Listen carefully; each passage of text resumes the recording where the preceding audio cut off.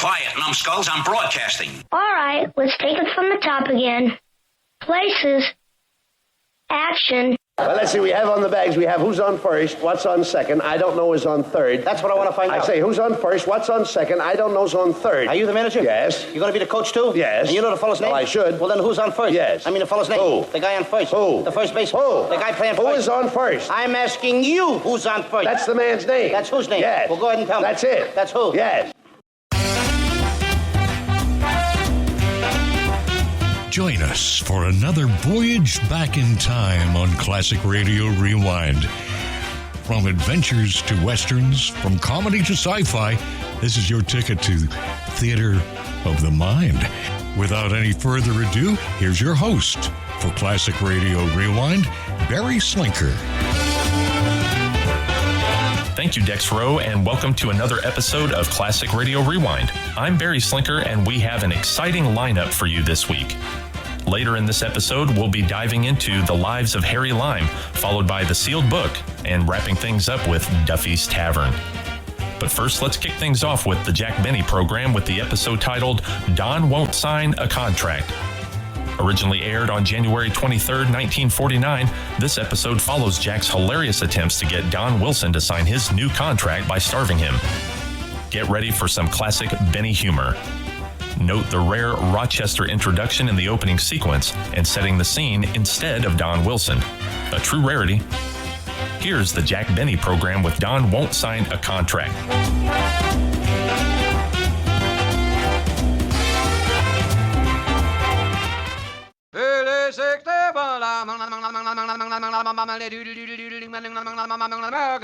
The Jack Benny program, presented by Lucky Strike. Feeling low, feeling tense. These 8 words are common sense. Smoke a Lucky To feel your level best. Smoke a Lucky To feel your level best. your level best. That's just how you'll feel when you light up a Lucky, because Lucky's fine tobacco picks you up when you're low, calms you down when you're tense, puts you on the right level to feel and do your level best. It's important to know that fine tobacco can do this for you. And LSMFT, LSMFT. Lucky Strike means fine tobacco. Mild, ripe, light tobacco that makes a grand smoke. Next time you buy cigarettes, remember, Lucky's fine tobacco picks you up when you're low, calms you down when you're tense, puts you on the Lucky level where you feel your best and do your best. So, Smoke a Lucky to feel your level best.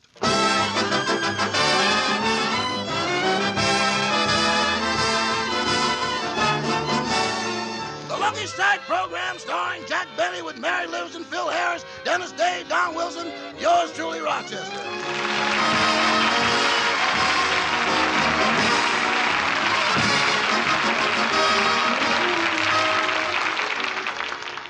Ladies and gentlemen, very few things go on in Mr. Benny's house that I don't know about. Last Tuesday morning at 9 o'clock, Mr. Don Wilson came over to discuss his new contract with Mr. Benny.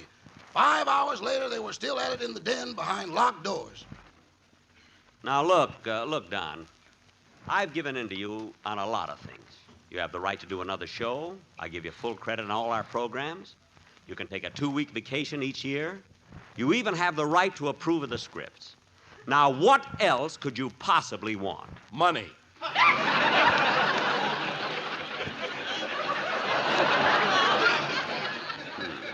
Don, there are things much more important than money. Well, maybe so, Jack. Don, no, wait a minute. You place too much importance on money. Don't you realize you can't take it with you? I know, but I'd like to finger a little of it while I'm here. Oh. Well, Don, everything else in the contract is satisfactory, isn't it? Well, everything except Clause 11. Clause 11? Yes. That's the one that says I'm not allowed to eat during the broadcast. Oh. Well, Don, I had that clause put in because of what happened a couple of weeks ago when you were eating a hamburger during the first part of the show. So what if I ate a hamburger? I did my commercial all right, didn't I?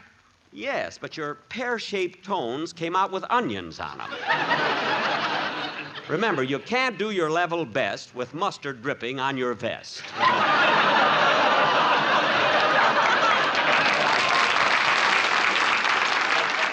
So the no eating clause stays in. Well, that's not important.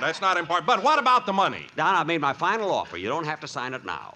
I'll go out and leave you alone so you can think it over all by yourself.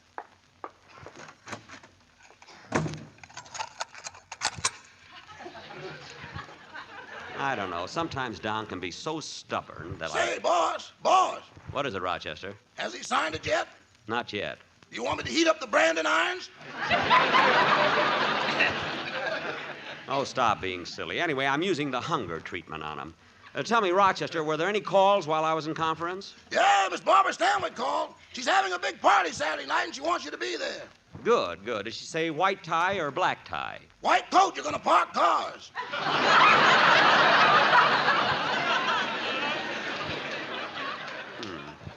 Well, Rochester, did you mention to Miss Stanwyck that I'd be glad to play my violin for her guests? Oh, I always do. But she said they were going to have yachts of Heifetz for that. Oh. Well, they probably would have had me, but Yasha can't park cars. Anyway, Rochester, Hello. Ah, poor Polly. You still haven't gotten over your cold. Polly got a cold.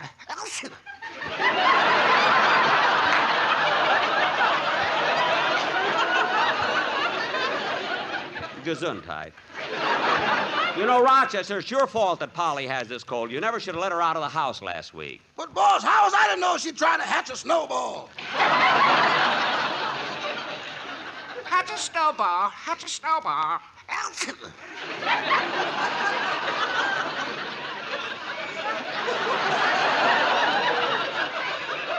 Gee, it's amazing. She got a cold in the head from that.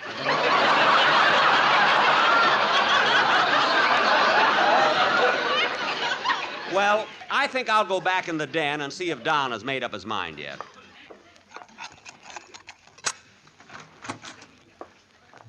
Well, Don, have you decided to sign the contract yet at the salary I offered you? No, Jack, and I want to tell you something.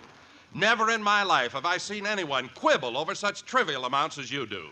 Your parsimony absolutely revolts me. I've got to tell you, Jack, that you are without a doubt the cheapest, most miserly man I ever met. Well...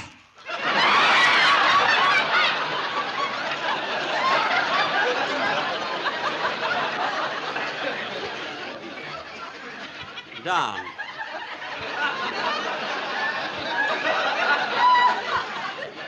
Don, if you hate me, don't laugh like that. Don, never have I been hurt so by a friend. Now, how in the world can you say a thing like that about me? Because it's true. That's no excuse. Imagine talking like that about me. Not only have we been business associates, but I've been the best friend you've ever had. I've done more for you than anyone else. Just a minute, Jack. What have you ever done for me? Name one thing. All right, I will. How about during the war when you weren't getting enough food? Didn't I sell you Rochester's ration book? Didn't I? Jack, that ration book was for shoes. That didn't stop you. You ate them anyway. And another thing. Rochester, will you answer the door? I'm getting it, boss. They're sure going after it hot and heavy. Hello, Rochester. Oh, hello, Miss Livingston. Come on in. The boss is in the den with Mr. Wilson. Business or pleasure? Business for Mr. Wilson, pleasure for Mr. Benny. Oh, then they must be discussing Don's new contract. Yes, ma'am, and they've been in there for over 5 hours. Gee, Don must be tough. I remember when Dennis came over to talk about his new contract, he was out in just 20 minutes. Yeah, his lawyer sprung him with a writ of habeas corpus. Oh, Rochester. Well, anyway, maybe Mr. Wilson will be out in a few minutes. I doubt it. It's hard to spring that much corpus.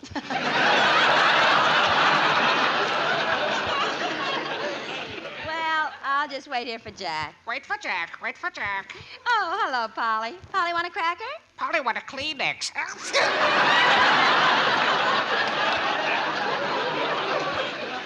Oh, yes.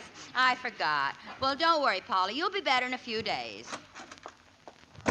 Oh, hello, Jack. I wanted to... Just a minute, Mary. Now, what were you saying, Mary? Nothing. May I say hello to Don now, or visiting hours over? Well, Mary, I only locked the door so that no one could disturb Don while he's thinking. How are you? Oh, fine, Jack, fine. That's I good. just did a little shopping. I bought myself a new evening gown. A new evening gown, huh? What color? Well, it isn't a solid color. It's something brand new and the latest style out here in California. It's pure white with yellow spots. white with yellow spots? Mm-hmm. It represents an orange tree peeping through a snowdrift. That's orange. Orange tree. Oh, but you know, Jack, it's really a beautiful gown, and it has such a low neckline. Gee, then the dresses must be skimpier than ever. Last season's necklines were so low. Gee, I imagine next year... Stop thinking about it, Jack. Your little blue eyes are popping out. Yeah. By the way, Mary, how come you bought a new evening gown? For Barbara Stanwyck's party Saturday night. Barbara Stanwyck is having a party? Yes, a real swank affair. Everybody'll be there. Really? Yes, Barbara told me they were having so many guests they even hired a man to park cars. No kidding. Don't act innocent. I was the one who recommended you.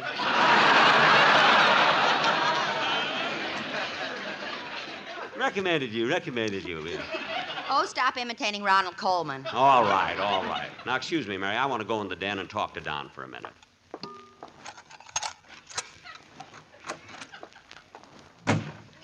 Well, have you signed the contract yet, Don? No, Jack, not yet. Well, I'll go out again, let you think about it some more. No, I can't think. I've been locked here since early morning. I haven't eaten for hours. I'm starved. Hungry? Well, look, Don. All you have to do is sign the contract. You can go out for lunch and get a nice thick steak. Steak? Yes. A thick, juicy sirloin covered with mushrooms. Jack, please. And on the side, a big baked Idaho potato dripping with butter. Please, Jack. And nestling all around the lovely steak will be golden brown French fried onions. And for dessert, you can have pie a la mode, covered with whipped cream. Stop it! Stop it!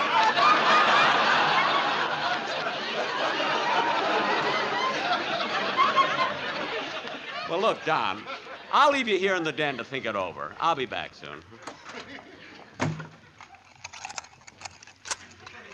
What about it, boss? Has he signed yet? Not yet. He's sure tough this time. Yeah, look, Rochester, go in the kitchen, put some coffee on, start frying some bacon, and blow the fumes toward the den. Oh, boss, you rascal, you! Never mind, just go do it. And make a hamburger for me. I want to eat it in front of him. Jack, what are you up to now? Nothing. Say, Mary, I'm going to have to do something about a commercial for the show. Don didn't bring the sportsmen over. Oh, yes, they did, Jack. They're out at the pool. The pool swimming? No, ice skating. They are? Oh, yes, my pool is still frozen. I'll go out and talk to him.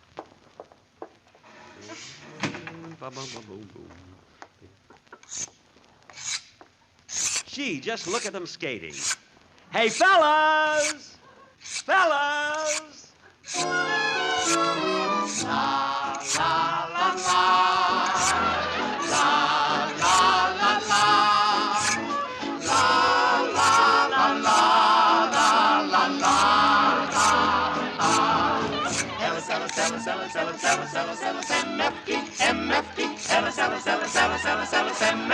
MFD. Light a lucky, then you'll see.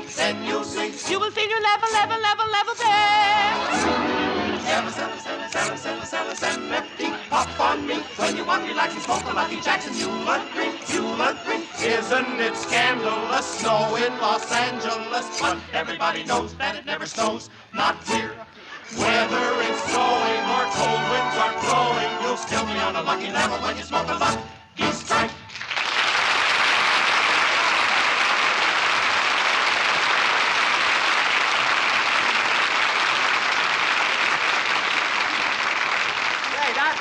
That was a wonderful number, boys, and it'll be... Uh-oh, the sun's coming out, and the ice is starting to... There goes the tenor. Oh, well, I'll fish him out later.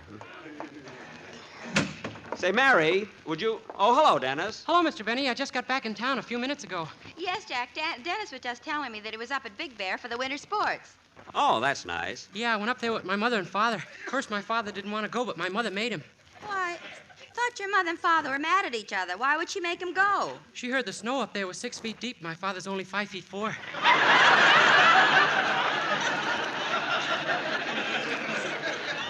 Oh, my goodness. What happened to your father? Nothing. He was wearing elevator shoes. Now, Dennis, stop making up those crazy things. Okay. Silly kid. Say, Dennis, while you were up in the snow, did you do any tobogganing? Yeah, I went down the toboggan slide 4 times, and it was awful. What people see in that ride, I'll never know. Why? What happened? I got my face all cut up and my knee scraped, too. Well, Dennis, maybe you didn't know how to steer your sled. Oh, sled!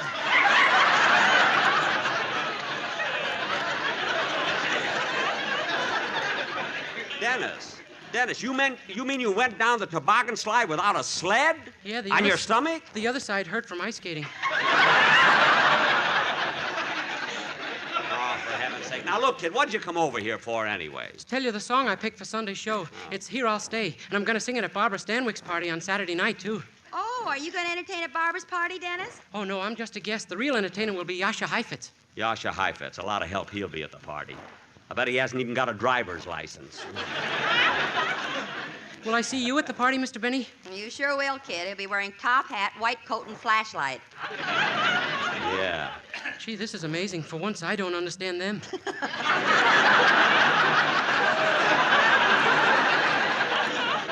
Never mind, Dennis. Just let me hear your song. Yes, sir. Oh, just a second, Dennis. What time is it, Jack? It's 10 to 3, Mary. Why? Well, I've got an appointment at my dentist's office to have my teeth cleaned, and I don't want to be late. You go to a dentist just to have your teeth cleaned? Why don't you do what I do? Well, I tried it, Jack, but I can't stand the taste of soil off. Mary, go ahead and sing, will you, kid? Okay.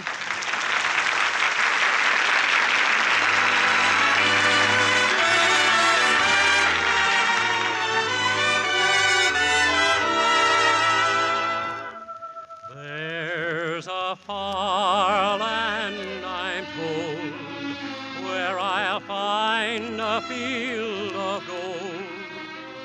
But here I'll stay with you. And they say there's an isle deep with clover, where your heart wears a smile all day through. But I know well they're wrong, and I know where I belong. And here I'll stay with you. For that land is a sandy illusion. It's the theme of a dream gone astray. And the world others who I can find loving you. And so here I'll stay. For that land is a sandy illusion. It's the theme of a dream gone astray. And the world others woo, I can find loving you. And so here I'll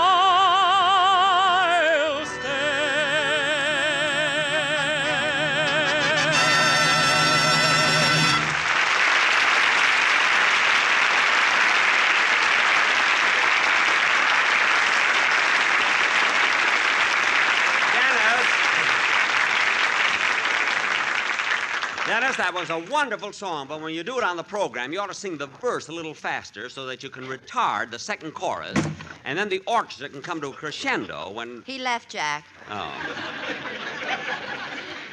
And I think I better go, too. I don't want to be late for my dental appointment. All right. Say, look, Mary, I've got nothing to do till dinner.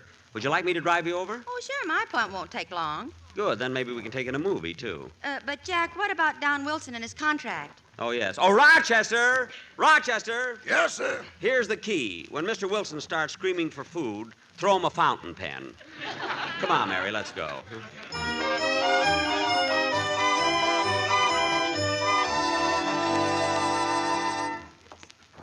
Mary, which office is your dentist in? Oh, he's way down at the end of the hall. Oh. Say, Mary, look at those signs in the office on the office doors.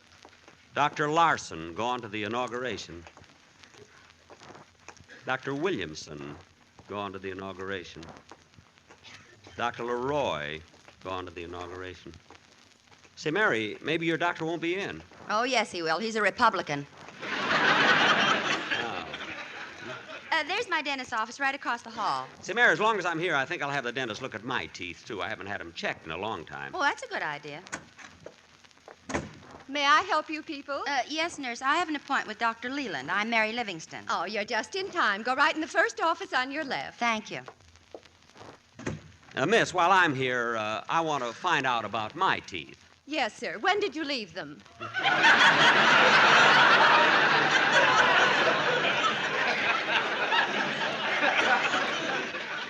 No, I'd like Dr. Leland to examine them. Well, Dr. Leland has no appointments open. However, Dr. Nilsson has a cancellation. I'm sure he can take you. Good. I'll have to get some information first. Your name? Jack Benny, Occupation?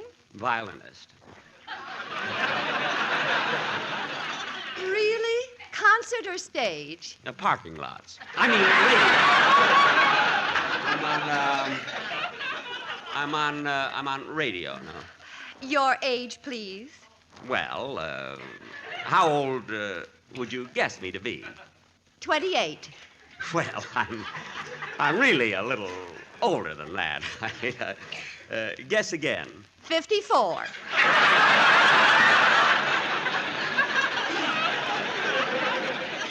For your information, I happen to be 39. Oh. Well, Mr. Benny, the doctor's office is through the door over there. You may go right in. Thank you.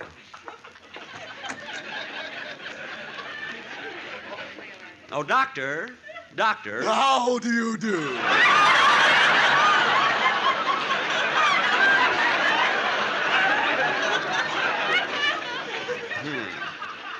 Look, Doctor, Don't tell me you have a toothache. No. I only want you to... Just sit down and leave the rest to me. But, Doctor, all I want is... Doctor, why are you strapping me in the chair? Well, the last time I pulled a tooth, I yanked too hard and threw the patient out the window. Oh, my goodness, did his tooth come out? All of them. He hit a fire plug.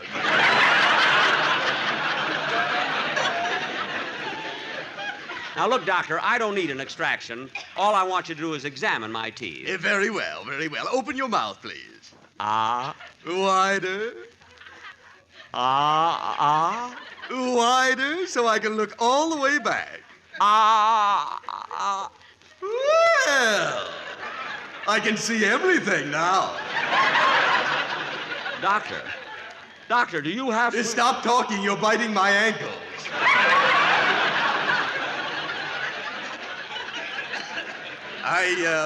I hope you'll forgive me, but I like to make a complete examination. Oh, well, are my teeth bad? No, but you better do something about that appendix. Appendix? Now just hold still and I'll complete the examination. Oh, excuse me. Yes? Oh, Doctor, Don Amici just called, and he wants to know if you can clean his teeth this afternoon. Oh, does it have to be done this afternoon? Yes. Tonight he's going to a masquerade, and he wants to go as a lighthouse. Well, all right. Tell Mr. Amici to come in this afternoon and lay out my dark glasses. Yes, sir. Oh, and by the way, nurse, send in my technician. I have to make an x-ray. Yes, Doctor. Yeah, now, before my technician comes in, I just want to make one final check. Open your mouth. Doctor, why are you spinning my pivot tooth? I used to be a disc jockey. A disc jockey? And now I'd like to pull this next tooth for Sam, George, Milt, Tack, and all the boys at Hickey's Bar. And happy birthday to Jeanette. Now cut that out! Look, I just came here for an examination. You sent for me, Doctor? Yes, I have a patient here who requires an x-ray. Oh, very well. You operate the camera, and I'll swing the chair around so you'll get a good picture. Wait a minute, this x-ray man of yours, does he take good pictures? Ooh, does he? He's made several dental pictures. Perhaps you've seen them. They played all the neighborhood theaters. Dental pictures? Yes. Sorry, Wrong Molar, Mother Wore Braces, and that latest one with Jane Wyman, Johnny Bicuspid. heaven's sake. Now, look, Doctor, I haven't got all day. If your man is going to take this x-ray, let him take it. Yeah, well, I'm going to take the picture. He's going to direct it. What? Now, tilt your head back, Mr. Benny, and on cue, open your mouth, raise your tongue, press it over toward your right cheek, smile. Now, wait a minute. What's going on Lights, here? camera, roll 'em. Doctor, don't move. We're trying for an Academy Award. Look, all I wanted was a simple examination. That's all I have want. the picture, Doctor. I'll have it developed in a minute. Good. Mr. Benny, while we're waiting, just sit back and relax. Thank goodness. Now, Doctor? Yes, now. She'll be coming round the mountain when she comes. She'll be coming round Wait the a minute. mountain when What she is this, anyway? comes. She'll Look, what's be this coming for? round the mountain. Wait a She'll be minute. coming round Wait the a minute. Wait a minute! Doctor, what is this? Yeah, our floor show. We can't afford magazines. Well,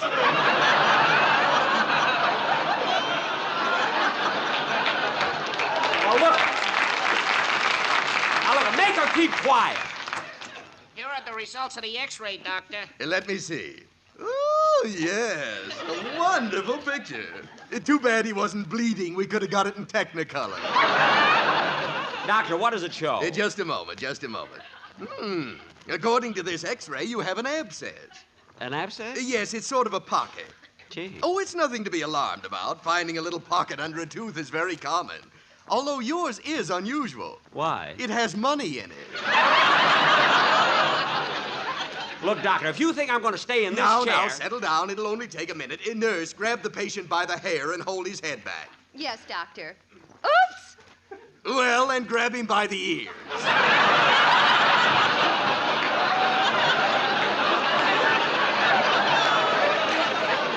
Doctor, I only came in here for an examination. Doctor, I want to have a word with you. Excuse me, it's my technician. Really?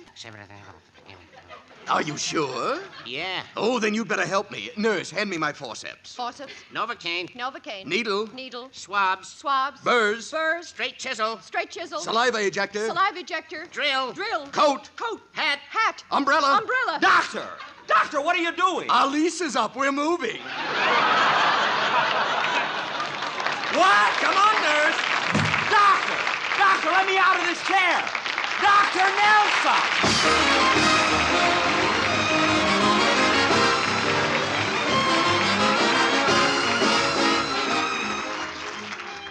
Ladies and gentlemen, an extra $1 million is needed to fight polio this year. The funds of the foundation were drained last year in taking care of an especially severe epidemic of infantile paralysis. We've got to replace those funds right now. So won't you please give something extra this year to the March of Dimes? Thank you.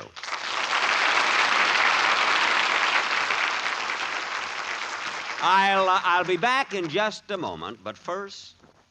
Smoke a lucky to feel your level best. Smoke a lucky to feel your level best. You see, Lucky's fine tobacco picks you up when you're low, calms you down when you're tense. It's good to know that fine tobacco can do this for you, and that's why it's so important that you select and smoke the cigarette of fine tobacco Lucky Strike. For as every smoker knows, LSMFT, LSMFT. Lucky Strike means fine tobacco. Remember, more independent tobacco experts, auctioneers, buyers, and warehousemen smoke Lucky Strike regularly than the next two leading brands combined. So when you choose your cigarette, remember that Lucky's fine tobacco puts you on the right level, the Lucky level, where you feel your best and do your best. Feeling low, feeling tense. These 8 words are common sense. Smoke a lucky to feel your level best. Smoke a lucky to feel your level best.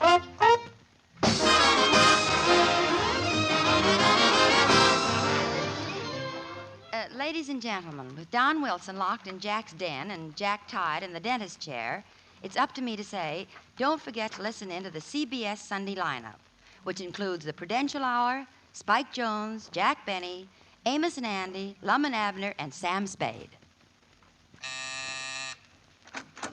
Rochester, what a time I had. I spent the afternoon in a dentist chair.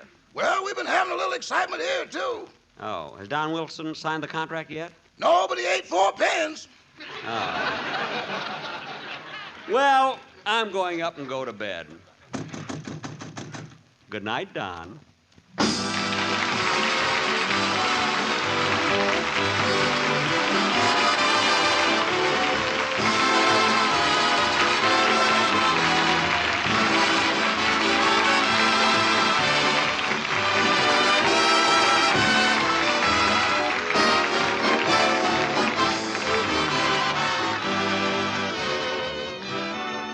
Be sure to listen to the Don Amici Show, Your Lucky Strike. And don't forget to hear Dennis Day in A Day in the Life of Dennis Day.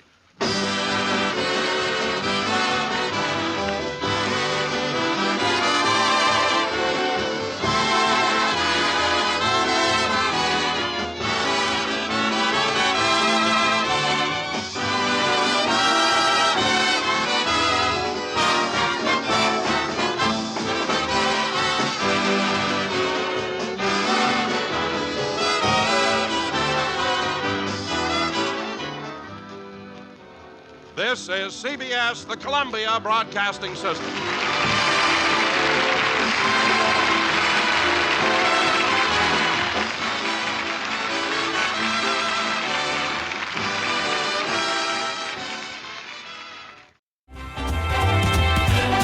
And that was the Jack Benny program with the episode Don Won't Sign a Contract, originally aired on January 23rd, 1949.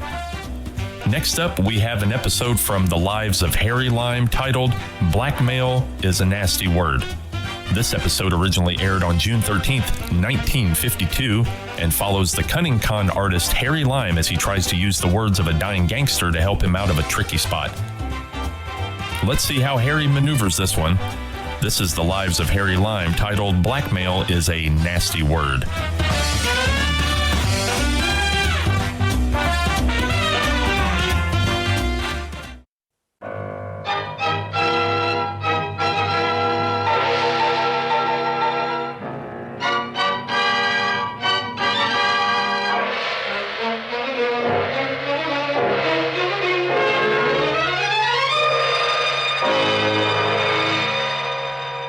Presenting Orson Welles as the Third Man.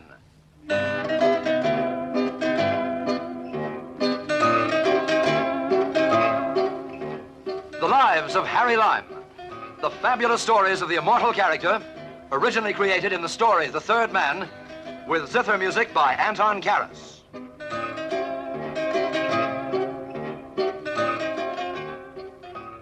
Well, I've messed around in a lot of messy things. You know me, I'm certainly no angel. But I never had anything to do with murder or dope or blackmail. Except just once. With blackmail, that is. Not my fault either, as I think you'll agree. But all the same, I'm sorry to have ever come within breathing distance of that caper, because as several people during the course of this little story had occasion to point out, blackmail is a nasty word. That's the title of the tale. Stick around and see if you don't agree.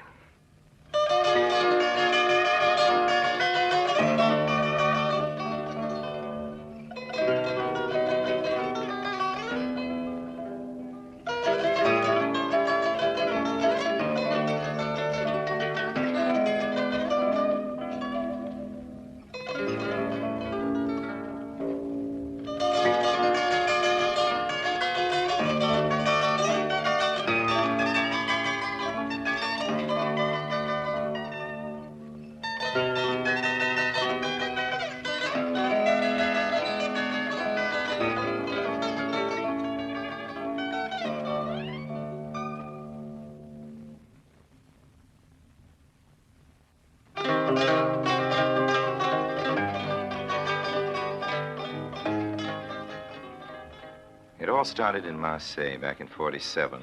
I was running cigarettes into France in those days, cigarettes and a few other commodities, as I think I've told you before. And I had a nice little sailing boat with an auxiliary, typical pleasure craft of those waters, to use as a cover. This was in September, and I just come into port that afternoon. A few of us had been having dinner in the town. I was on my way back to the boat alone. It was late, about 4 in the morning, cold, rather foggy. Suddenly, looming ahead of me in the mist, and lurching drunkenly, I saw the figure of a man. Big fellow he was. I thought I'd stay out of his way. Marseille's a tough town, one of the toughest in the world. It's a good place not to have any trouble in, so that's why I tried to keep clear of the drunk. But before I could get out of the way, he caught sight of me, uttered a strange, muffled sort of cry, and suddenly threw himself forward. I braced myself for a fight, but before I knew it, he was down on his knees in front of me, groaning. Then all at once, I realized he wasn't drunk at all. That all that wet on his chest was blood. I never found out who did it. Even after I took him onto my yacht, tried to do what I could for him, never told me who it was that had stabbed him. The knife had gone in just over his heart, and by dawn it was pretty clear that he wasn't going to live through the day. He seemed to realize it, too. They got me. And it doesn't matter why. Maybe they were right. They got me, and now very soon I'm going to die. What is your name? Lime, Harry Lime. I've heard of you. You've quite a reputation, Monsieur Lime. I call you Harry. Okay. I am Draco. Yes, I see from your face that you have heard of me, too. You call me Marcel. Okay, Marcel. That way I spend my last hour or so among friends.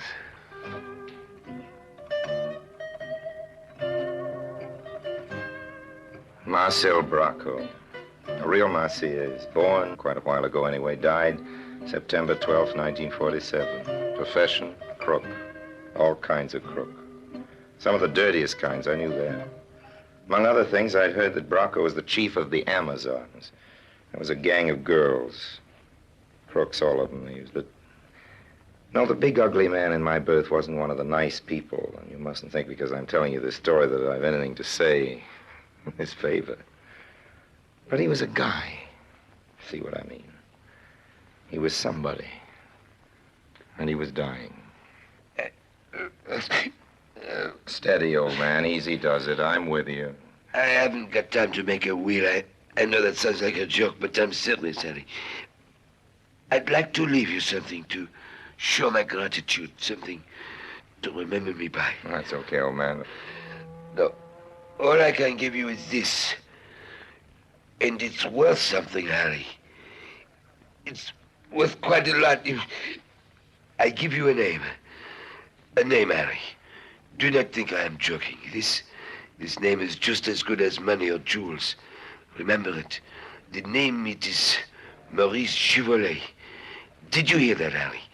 Givolet. Maurice Givolet. Well, who is he? Oh, he's many things, Harry. He's a very many different sorts of man. You must remind him of this. It will be like money to you.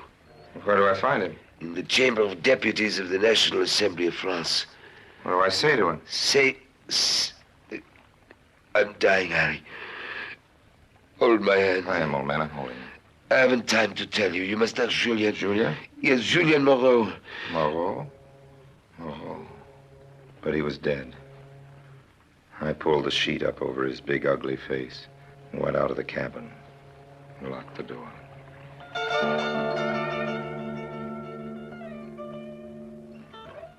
Three months later in Paris, in a little nightclub in Montparnasse, I ran into Julien Moreau. Julien was a newspaper man, and in his way, Julien was quite a guy, too. Not a crook, just a newspaper man, and a good one. I'd struck up an acquaintance with him, and after a couple of weeks, it had brightened into something resembling friendship. So tonight, I thought the time had come when I could afford to approach him on the subject of my legacy. The precious name. Julien. Yes, Harry? I want to ask you a question. Go ahead. I'm going to mention a name. Well? If it means anything to you, let me know. Don't be so mysterious, Harry. What's the name? Givolet. Maurice Givolet. Why do you ask? Why don't you answer? Excuse me, Harry. I want you to tell me why you mentioned that name. You won't tell me anything about him unless I do? I'm afraid not. Well, there was a guy down in Marseille told me that name. He said it was worth money. Worth money? Yes, that's what he told me. He was dying at the time. That man in Marseille, he must have been a criminal. Well, don't go all prim and moral on me, Julian. Yes, as a matter of fact, he was something along those lines. What of it? I'm not going moral on you, Harry. I'm nothing very special myself, but when you say to me that the name Maurice Givolet is worth money, well... Well, what? There's a nasty world for that, Harry. A nasty word for that kind of money. What do you mean? Chantage. I don't get that. That's French, Harry. French for blackmail.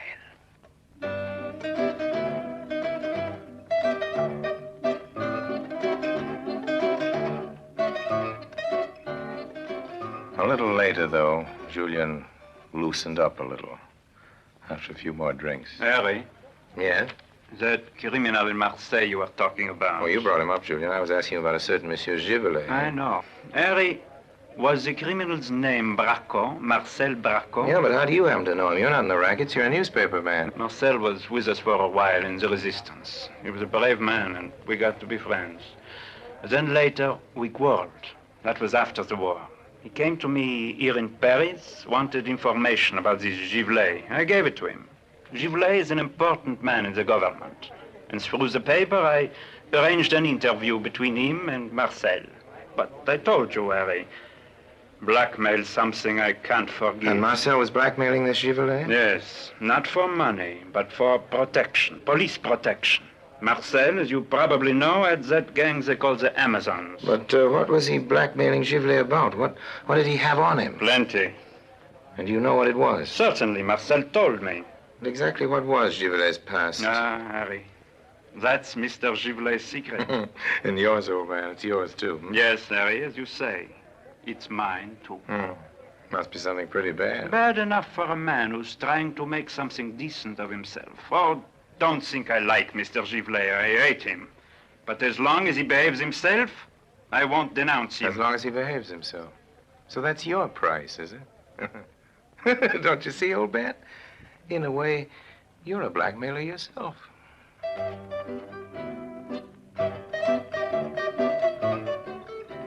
Then, some months later, in the lobby of the Georges V in Paris.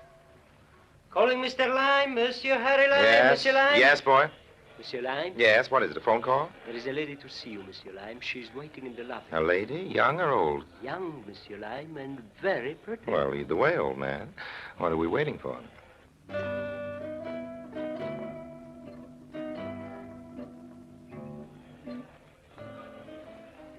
Hello. You are Harry Lime? Insist on the original, honey, accept no substitutes. This is it. I don't understand. I'm Harry Lime. That's what I'm trying to tell you. Who are you? We haven't got around to that yet. You have not given me a chance to tell you. True enough. My name is Muller, Heidi Muller. Glad to know you, Heidi. Shall we go into the bar and have a drink? It's a little early for dinner, but... This is serious, Mr. Lime. I've come to see you on business. I was afraid of that. Well, go ahead. I've been told about you, Mr. Lime. Idle gossip, honey. You know how people talk. I'm a straight, upright, clean-living, law-abiding citizen. What is it you had in mind? Well, Which particular law did you want me to break for you? I want a passport. Passport? Oh, that's easy. We can arrange that for you in a couple of days. This man here in Paris does very good work, but the best phony passports come from Amsterdam, if you're willing to wait. It is not as simple as that. Oh? I want a passport for my father. Well, just give me his name, the other particulars, and a photograph. By the way, what kind of passport do you want? American, British, or Mr. Panamanian? Lime, my father is not here. He's in Romania. Romania? Yes. On the other side of the Iron Curtain. And you want me to get a passport to him in Romania? That's right. That's practically impossible. Mr. Lime. Well, now, mind you, when I say practically, that's what I mean. It's practically. For Harry Lime, nothing is strictly impossible, just expensive, if you get what I mean. No, I did not. Well, how much dough can you spend? Money? Yes, money. If you want to get a passport to your father in Romania. I'm not going to pay anything, Mr. Lime. What? You're going to do this for me as a gift. You've come to the wrong man, Heidi. I'm sorry. I'd like to help, but I never break the law except on a strictly commercial basis. Besides, an operation like Mr. this Lime, this is very embarrassing. It certainly is, dear. But I told you were going to do this for me without charging me money. And you are, Mr. Lime. Shall I tell you why? Yes, it'd be very interesting to hear. I believe you are in trouble now with the French police, Mr. Honey, I'm always in trouble with the French police. Why? Yesterday they sent for me and asked me to identify you. Asked you to identify me? Why? What's the caper? I do not know. It is something to do with counterfeit money. Oh, yes, that casino business. That happened in August in Cannes. But they never got me on it. The money was passed all right. They know that, but they can't pin it on me. I was there on the casino, Mr. Lime. The police discovered that I was next in line at the cashier's. When they find that out, They came to me. They want me to be a witness against you. They want me to swear that I saw you passing that counterfeit money. I see. And, what did you tell them? Well, first, I asked them questions about you. Oh, That's how I found out that you're, well, who you are. I see. And, Mercader, tell me the truth.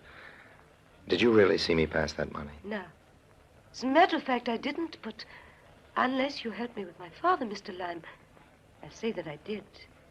And then, of course, you'd go to jail. Hmm. Well? Well, that reminds me of something a friend of mine was saying last night. The French have a nasty word for what you're up to, young lady. I can't remember what it is now. Blackmail's a bad word in any language.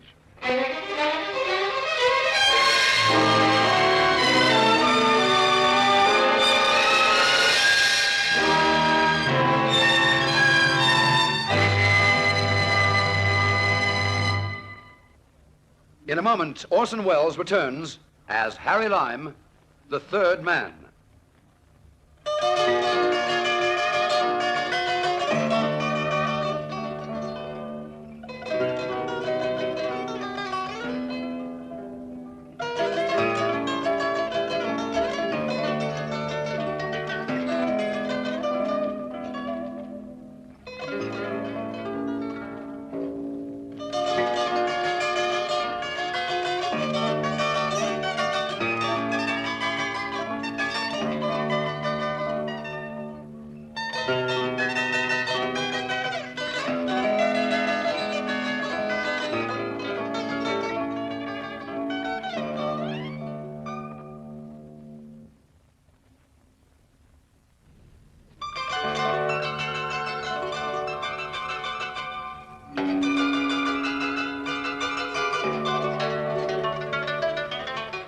Who to go to?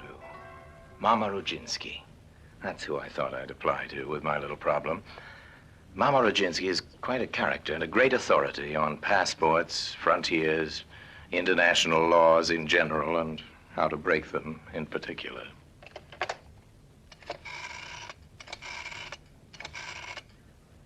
Allô? This is Harry Lime speaking. Harry Lime, I want to speak to Mama. Ne quittez pas. Allô? Hello, Mama. Yes? This is Harry, Mama. Are you? Lime, Mama. Harry Lime. I'm in trouble. I need help. Bad trouble? Sort of. Come up. I see you right away.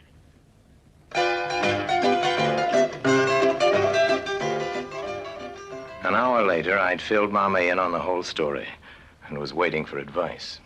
Well, Harry, it's a tricky business. I don't need to tell you. The phony passport's easy.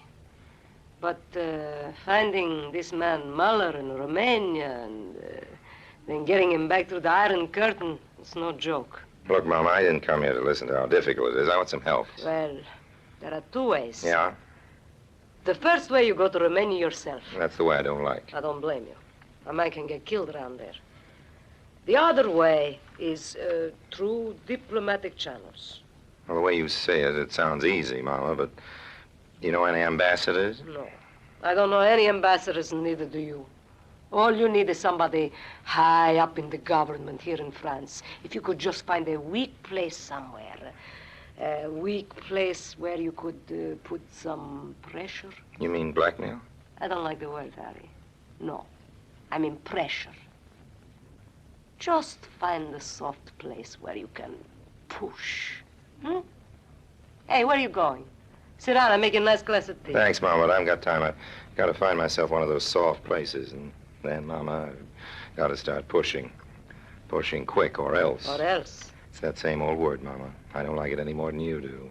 Blackmail? Pressure, Mama, pressure. So long.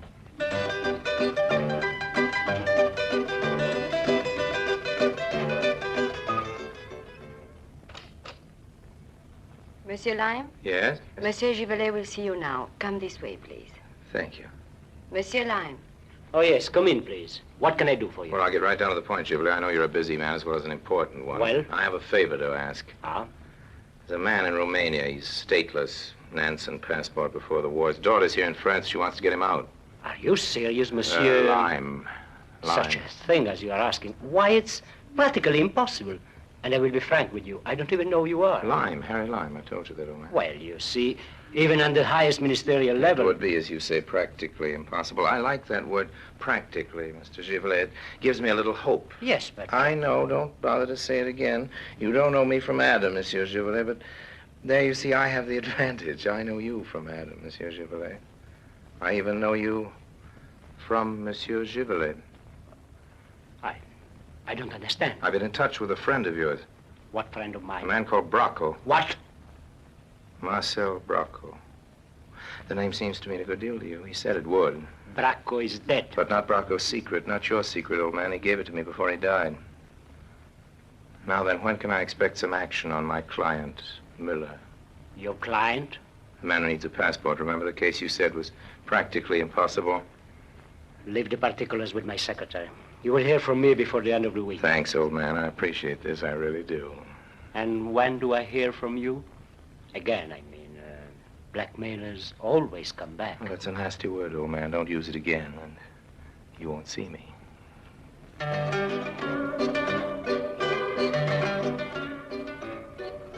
Well, it worked. Whatever it was, it worked. I was holding a secret over a man's head, and I didn't even know the secret. Yes, whatever I was threatening the politician Givlet with seemed to be a threat strong enough, because by the end of next week, Heidi's father was on his way through the Iron Curtain. She said I was wonderful, Heidi did. Asked how she could ever thank me. I told her that thanks didn't come into it. I'm not your benefactor, honey, remember? I told her. I'm your victim.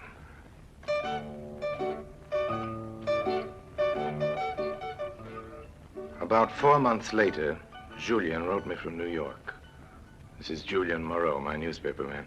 Dear Harry, he wrote, now that it's all over, I think you have a right to know the truth. The truth about Givlet, I mean. I'm reading to you now from Julien's letter. Givlet was born in a suburb of Paris. His political life began when he joined a group wearing black boots and brown shirts of a violently anti-democratic character. This was all during the 30s. Then, during World War II, came his big chance. You will see that this Givlet, while essentially a little man, is clever. He secures for himself very early in the German occupation a false identity card, and it is under the false name of Givret that he is a collaborationist, a Nazi stooge, and a black marketeer. His real name is therefore a good name. It is the false one which is bad. Now it's the beginning of 44. Convinced that the Nazis are near the end, he rushes forward to the fighting French, and under his real name joins their invasion corps. Under his true identity, he gives them some assistance. And at the end of the war, the power of the resistance becomes overwhelming, and their investigations far-reaching, so Givlet drops the false identity of Givret forever. Now notice, please, that his original name is above reproach, since it was under the false one that he acted for the Nazis. Now, there's need for men like himself, modest, self-effacing, industrious. And so it comes to pass that the little fascist street fighter, the black marketeer, the collaborationist who betrayed scores of his countrymen to the Germans, is triumphantly elected to the parliament as representative of one of the great historical parties of France. Well, now, my friend, we come to the Amazons. I gave them this title in the newspapers myself just before the war. Theoretically, the racket was broken up, but in fact, it was still flourishing in Paris until the very recent death of a certain Marcel Bracco. This gang worked in pairs late at night, gangs of girls, striking up casual acquaintances with visiting provincial gentlemen of a certain age and steering them to various nightclubs, finally to a cheap bar where the respectable old gentleman was invariably rolled, as you say in America. In other words, everything was taken from him, and if possible, afterwards, he was blackmailed. Now, some such poor old fellow was being beaten up in a bar by Bracco and the others who worked in his gang when Givlet, driving home from an all-night session at the National Assembly, heard the noise. He was waiting for a traffic light to change, and seeing no police on the street, he went into the little bar to investigate. Now, Mark, this was a genuinely kindly act, the act of a self-respecting French citizen. And you see what it got him. Of course, the gangsters turned on him and beat him senseless. Going through his wallet, they came on his old identity card, which he'd kept for some reason or another, concealed behind a photograph of his mother. It was the card of Givret, the Nazi stooge. Thus, his secret fell into the hands of Bracco, who used it not to extort money, but for police protection for his gang. Very recently, as you may have read in my column, Monsieur Givlet was being considered for an important new post in the ministry. And then you, my dear Harry, came to him with your threats. Threats of exposing something the very nature of which, as it happened, you didn't even understand. Now, Givre had begun to breathe again, you see, and to hope after Bracco had died. But your visit was too much for him. The French government had put a price on the head of Givre, the Nazi stooge. Givre, the politician, didn't realize that his secret was safe. Perhaps he was right. A secret like that is never safe. And so it was that after some weeks of waiting for you to return, and of course you never did, his nerve finally cracked. And the very day on which he was to be confirmed in his new post, his housekeeper, coming in with the morning coffee, found him dead. He was seated before his desk where he had shot himself, seated before a blank piece of paper. He had not even written a note of farewell. I suppose at the end he found it difficult to decide who he could write to, what he would say, and above all, what name he would sign.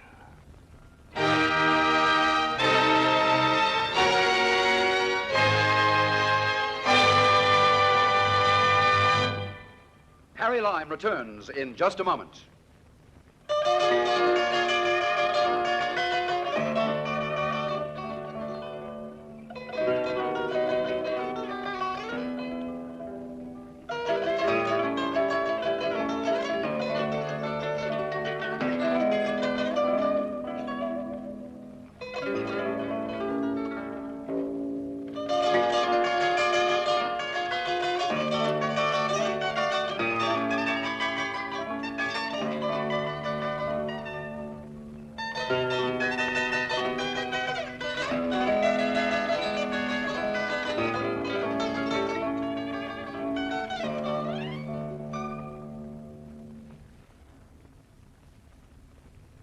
And now, Harry Lime. A few days ago, I was in Paris.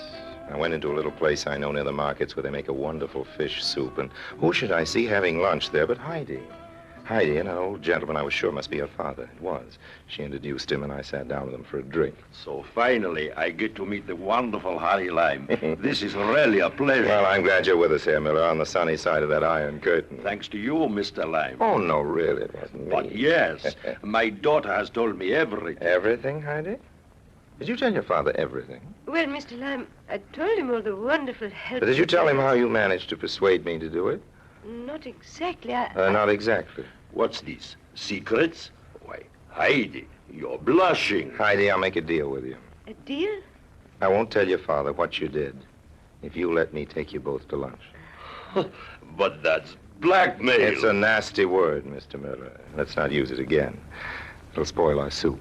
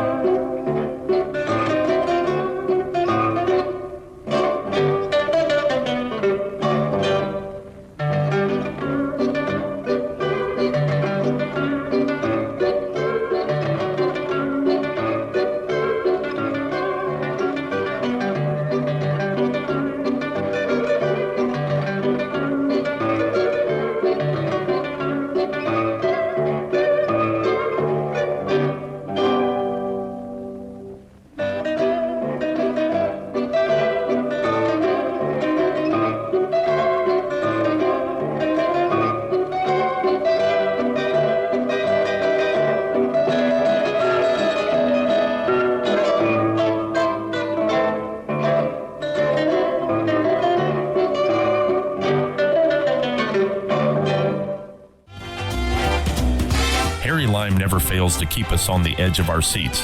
That was The Lives of Harry Lime with the episode Blackmail is a Nasty Word, originally aired on June 13th, 1952.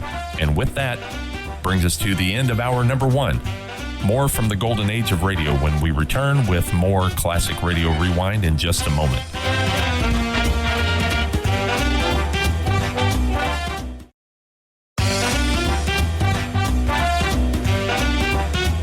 We're back with more Classic Radio Rewind. I'm Barry Slinker.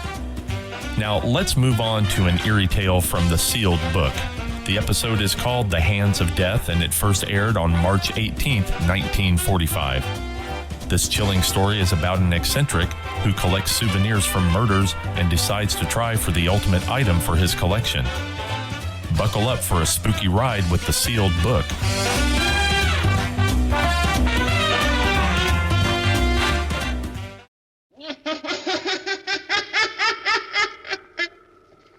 The sealed book.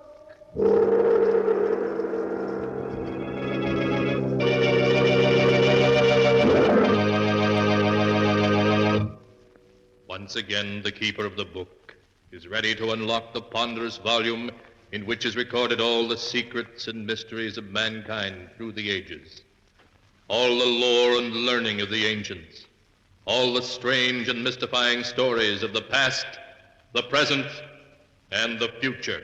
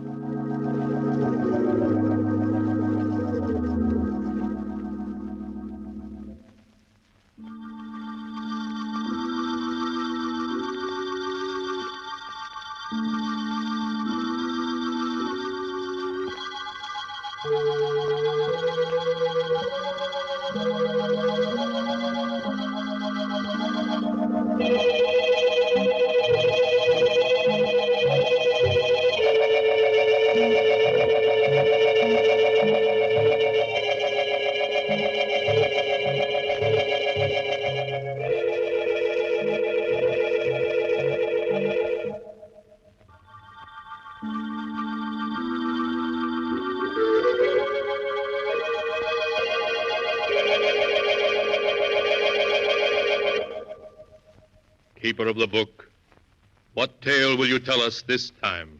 First, I must unlock the great padlock which keeps the sealed book safe from prying eyes.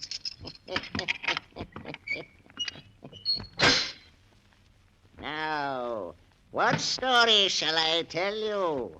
I have here tales of every kind. Tales of murder, of madness, of dark deeds, and of events strange beyond all belief. There. Now let me see. Yes. Here's a tale for you. The dark story of two brothers. One of them killed because he could not help himself. The other one was interested in murder too, but in a very different way. The title of the tale is The Hands of Death.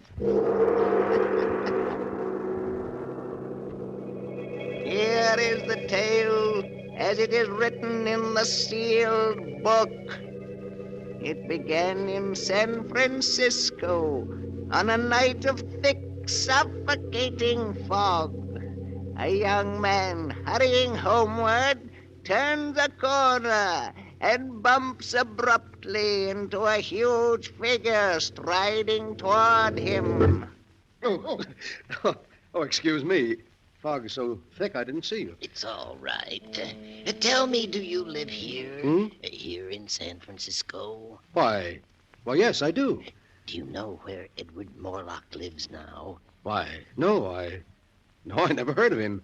Now, if you'll excuse me. Wait. But I've really got to get home. I just want a light from your cigarette. Oh, of course. Here, I'll hold it for you. Just hold it like that. What is it? What's the matter? Nothing. It's nothing. It's my hands, isn't it? They frightened you. No, it's nothing. My hands, they disgusted you. No, of course not. They frightened you because they're not like other people's hands. No, let go of me. Are you sure you're You thought I was a freak. Let go of me. You're crazy. I'm not crazy, do you hear? I'll show you. No. I'll show you.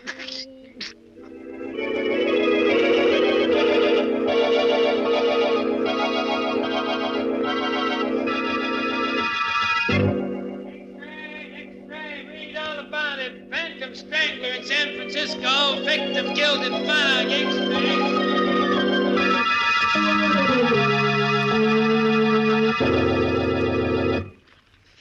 So, the Phantom Strangler is at work in San Francisco. Jennings will be interested in that. I beg your pardon, Mr. Morlock. Huh? Oh, yes, Jennings? The postman just brought this package, sir. Oh, package, eh? Give it to me. Yes, sir. Now, wheel me over to the window. Of course, sir. This is close enough, Jennings. This package, I suppose you noticed it came from my agent in New York? Yes, sir, I did. Then perhaps you can guess what's in it. Eh, Jennings? No, sir, but I have no doubt it's another nice addition to your collection of objects having to do with famous murders, sir. Yes, indeed. A nice addition. But speaking of murders, have you seen this morning's San Francisco paper yet? No, sir. Well, look at these headlines. Read them out loud. Playboy murdered in fog. Phantom Strangler breaks victim's neck. Then he's back. Your brother Kane is back. Yes, back in San Francisco, looking for me. And he'll keep looking for you. And if he finds you, he'll kill you. Yes, he's dedicated his life to that purpose. And all because he feels I cheated him out of his share of the money our father left us. Oh, it's a great pity. Yes, sir. Of course, we know the truth. Quite so. As you say, we know the truth. However, I hardly think Kane will find me here. No, sir. So we'll forget about him. Jennings, tomorrow afternoon, a neighbor's dropping in for tea. A neighbor, sir? Yes, Inspector Tennant, the head of the local police force. He's coming to view my little collection. Of course, sir. He may bring a friend with him. So have plenty of everything? Yes, sir. Well, that's all. What are you waiting for? Excuse me, sir. I wanted to speak to you about this check you gave me yesterday for my month's salary. Well, what about it? It's for the usual 500, isn't it? Yes, sir, but you see, Mr. Morlock, I've been thinking in these times I ought to have more. More? Just how much do you consider your services worth, Jennings? Shall we say 1,000 a month? 1,000 a month? It's quite reasonable, I think. After all, if I were to tell the authorities all I know about your father's will, and how it happened that the entire fortune came to you and none to Kane... Never mind, Jennings. I'll make out another check. Thank you, sir. But be careful you don't drive me too far, or you may regret it. Oh, I think I'll be safe enough, Mr. Morlock. After all, confined to that wheelchair as you are, you need me. That's enough. You'll get your check later. Yes, sir. Very good, Mr. Morlock. So you're getting greedy, are you, Jennings? I must find some way to discourage you. Yes, some way to discourage you.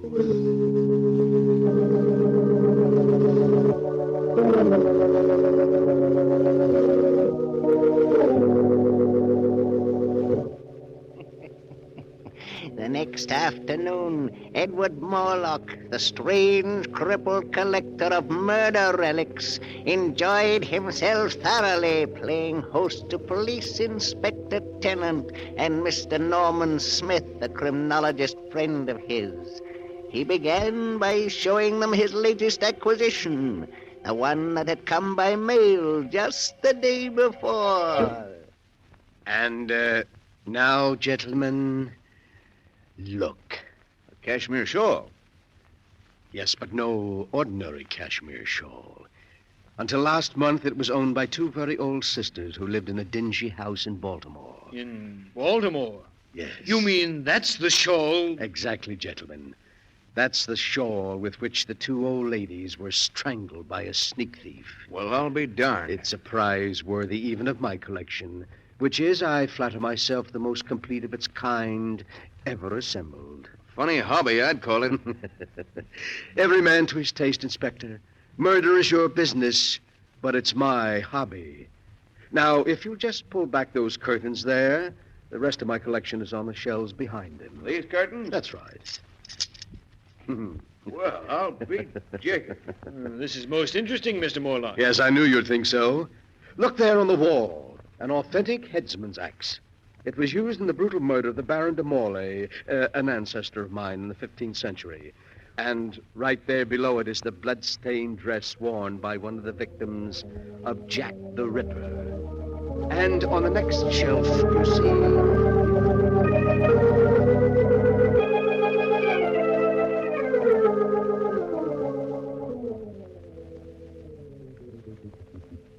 And so there, gentlemen, you have the highlights of my collection. How do you like them? Well, if that's the sort of thing you're interested in, I'll say your collection does seem complete. It is indeed. In fact, there's really nothing missing except perhaps a murderer and a victim. What did you say? That the only thing missing from your collection is a murderer and a victim. A most interesting thought, Mr. Smith. And after all, why not? Why not what? Oh, excuse me, Inspector. I was just thinking out loud. Oh. Well, I'm afraid we got to go now, Morlock.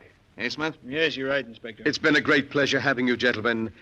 And I do hope you'll call again.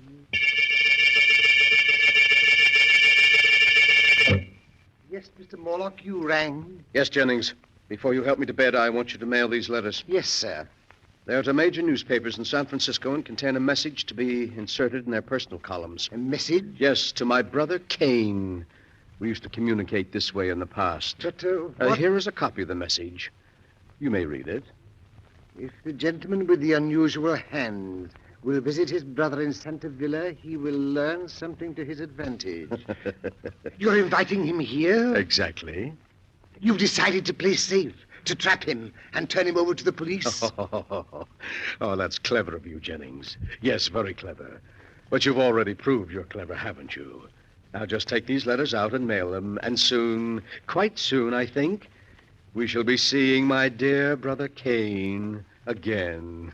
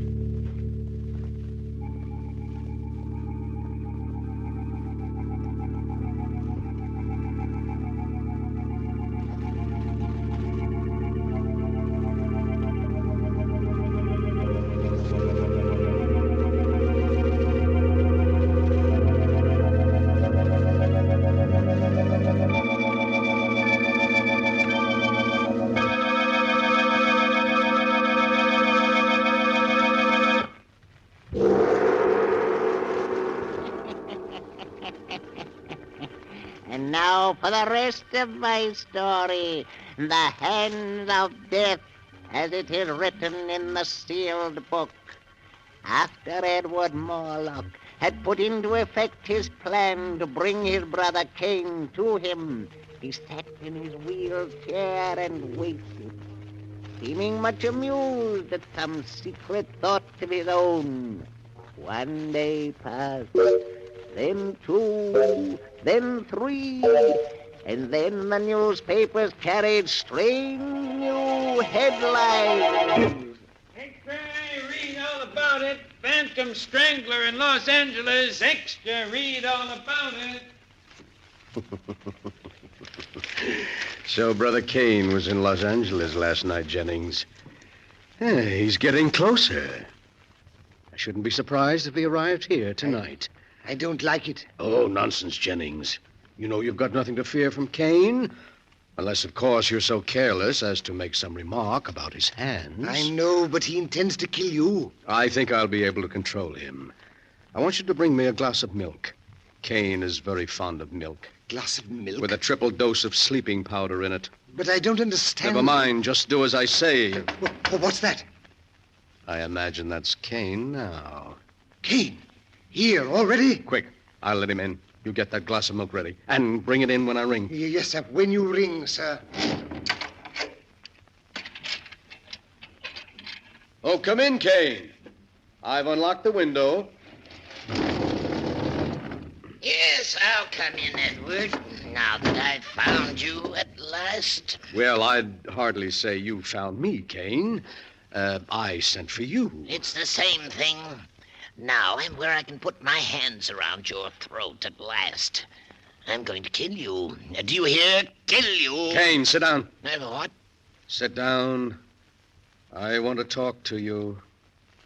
All right, I'll sit down, but you can't change my mind. Tell me, Cain, how many people have you killed since you got out of the penitentiary? 7. 7 murders? They looked at my hands. They were disgusted. I didn't kill them. My hands did. You hear? I didn't want to kill them, but my hands killed them anyway. Why, of course, I understand. Your hands. Your great-grandfather had hands like yours, you know, Cain. Don't talk about it anymore. Of course not, Cain.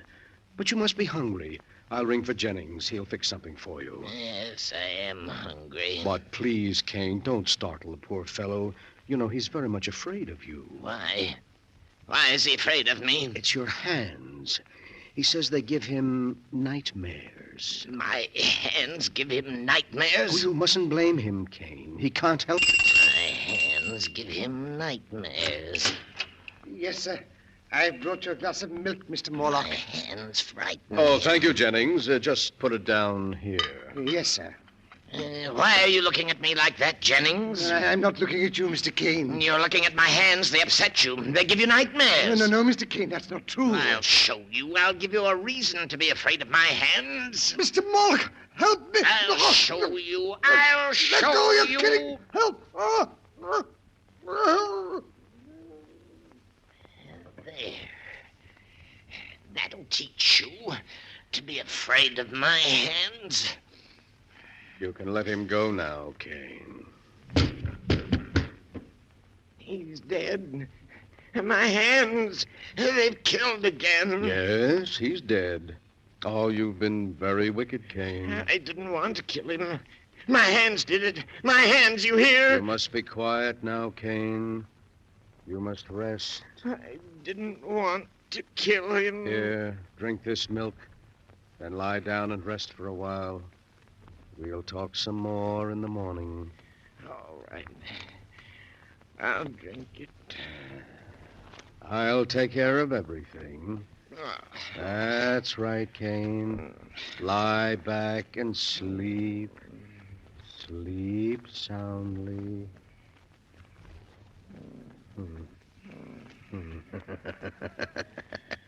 So you would blackmail me, would you, Jennings? And you would kill me, would you, Cain? But I've been too clever for both of you.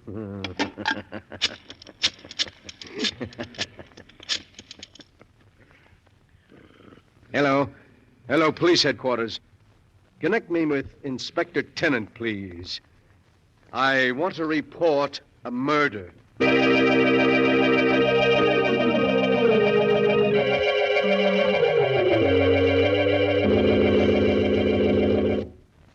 And so, there you are, Inspector. Kane was in the penitentiary for assault with intent to kill.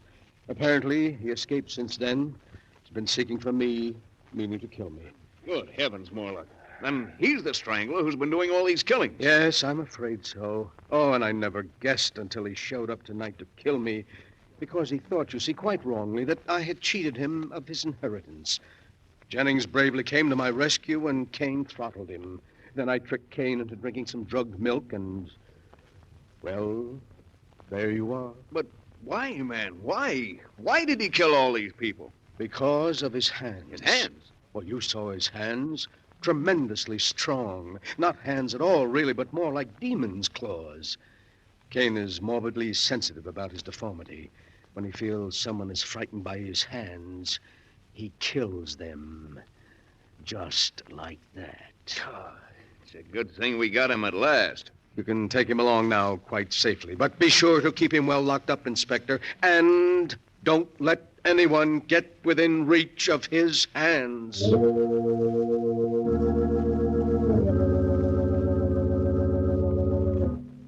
A few weeks later, Kane Morlock entered the lethal chamber of the state penitentiary. Edward Morlock, the condemned man's invalid brother, was one of the few spectators. Kane Morlock, with his last breath, cursed his brother and swore that someday he would be avenged. Then he died. The following day, Inspector Tennant and his friend Norman Smith paid Edward Morlock another visit. Oh, good evening, Inspector and Mr. Smith. It's very kind of you to stop by tonight. We dropped in to see how you were making out, Mr. Morlock. Thought maybe, what with your trip yesterday and the shock, that perhaps... Oh, no, I'm quite all right, thank you. What must be, must be. You see, I am a philosopher. You have somebody looking after you? Yes, Philippe, a Filipino boy, is taking poor Jennings' place. Oh, and, gentlemen, that reminds me. I have something here that will interest you. Mm-hmm. Something that'll interest us? Yes, here on the table beside me. This jar. Oh, a burial urn, isn't it, Mr. Morlock? Exactly. And in this burial urn are the ashes of poor murdered Jennings. Jennings' ashes? Yes. You mean you're going to keep them with you? But of course, gentlemen. I was very fond of Jennings, very fond. What more fitting than that I should keep his ashes to remind me of his years of faithful service? Besides, well, I can always look upon them as part of my little collection. Your collection? Yes, Inspector. It was Mr. Smith here who pointed out that, complete as it was, it lacked both a murderer and his victim. Well, here are the ashes of the victim. Great heavens. That's rather a unique item, Mr. Morlock. Yes, indeed, an item any collector would be proud of. But the really choice addition to my collection is here in this box, which just arrived.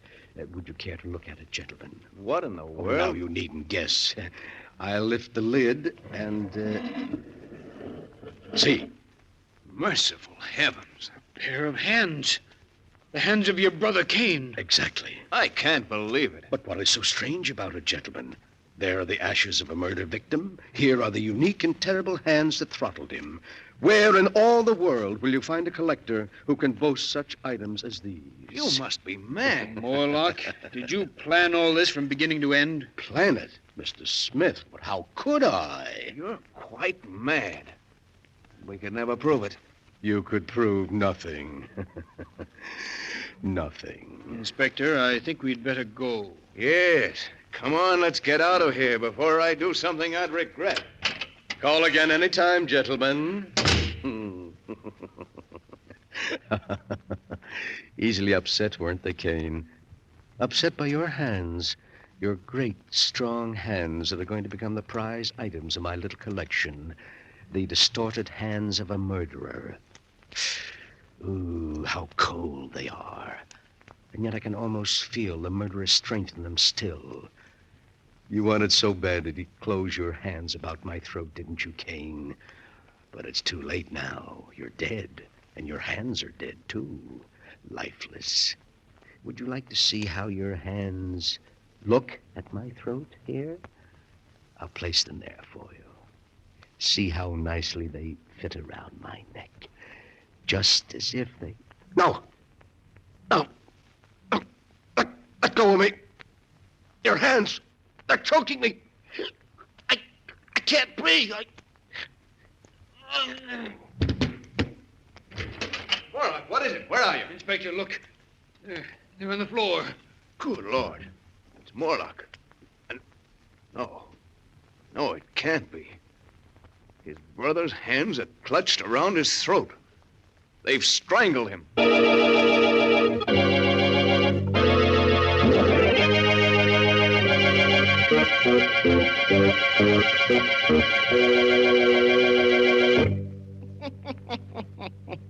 And that is the story of the Hands of Death, as it is written in the sealed book. Edward Morlock was quite dead when they found him, with his brother's severed hands about his throat. But they called his death heart failure. For who would believe that two dead hands by themselves could wreak the vengeance that Cain Morlock swore to have before he died? And perhaps it was heart failure. Perhaps Edward Morlock, thinking he felt the hands move, died of sheer terror. You'll have to decide for yourself which is true. The answer is not written here.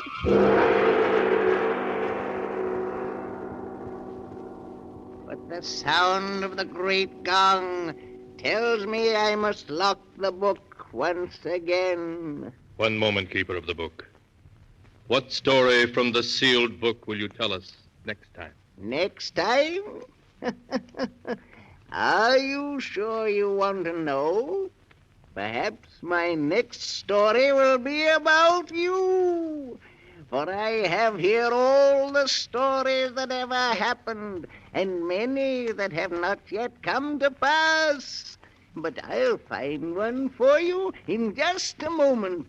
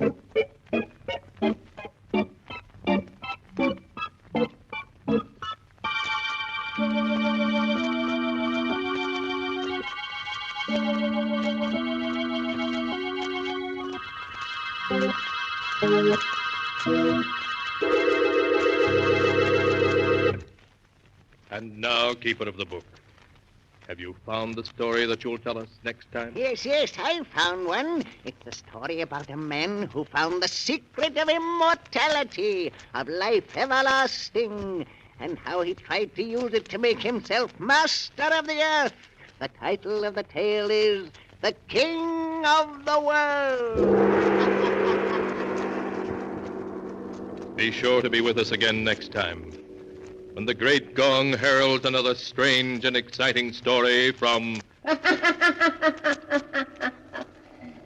sealed book. The Sealed Book, written by Bob Arthur and David Cogan, is produced and directed by Jock McGregor.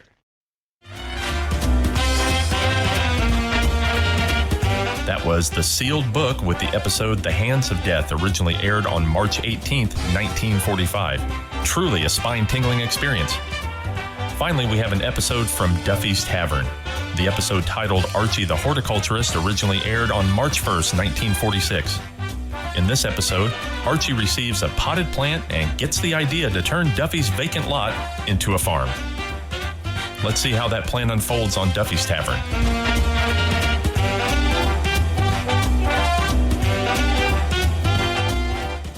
So we take you now to Duffy's Tavern, starring Archie himself, Ed Gardner.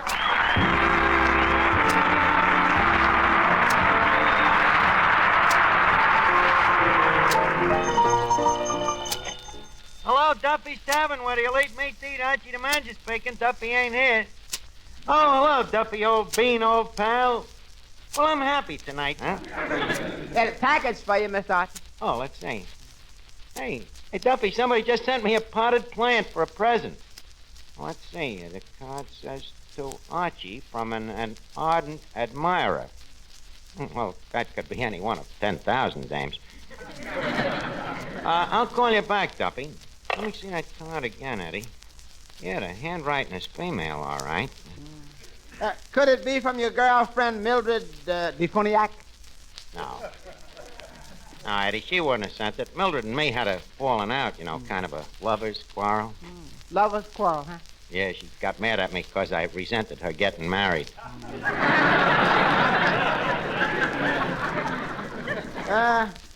You suppose it could have been that Bertha Kowalta? Bertha Kowalta Dimachek? Big Bertha, you mean? That's right. The one that there was that question about. About whether she was a woman or a horse? That's right. Nah, I never believed that, Eddie. It was just one of them ugly rumors, Of course, there was that one time when she went out to buy a pair of shoes and they caught her sneaking into the blacksmith shop, but... I'm sure the dame was human. Well, you think maybe she sent you the plant? Nah. She forgot about me as soon as she started running around with that trainer from Santa Anita. Guy had a lot of sugar,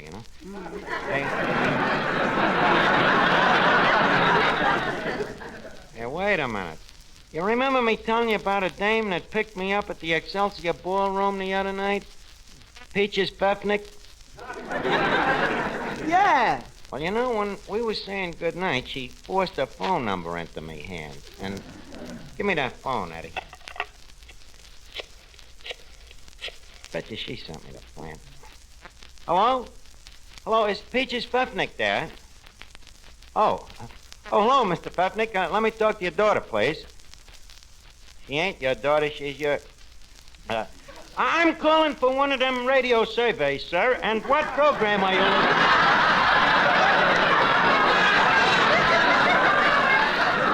Well, thank you, sir. Goodbye.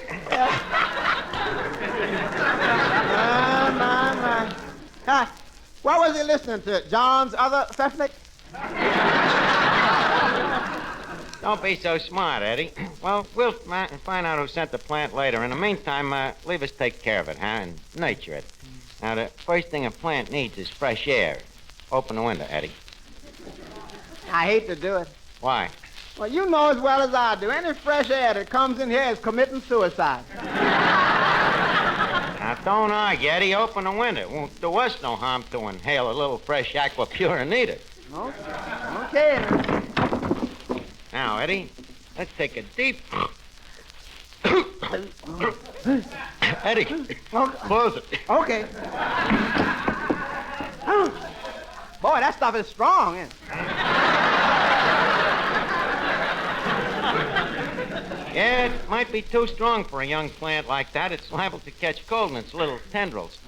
Maybe if we just left a little sunlight hit it. Sunlight? No, you can't let that stuff in here neither. You know our customers, they put on dark glasses when the pinball machine lights up. Oh, boy, you certainly taken a fatherly interest in this plant. Well, I can't help it, Eddie. It's the call of nature. You know something about me? What? Well, on the surface, you look at me and you say, there's a typical sophisticated man about town. I don't. Others do. But deep down, underneath, believe me, I'm a man of the soil. Maybe it don't show on the surface. It shows.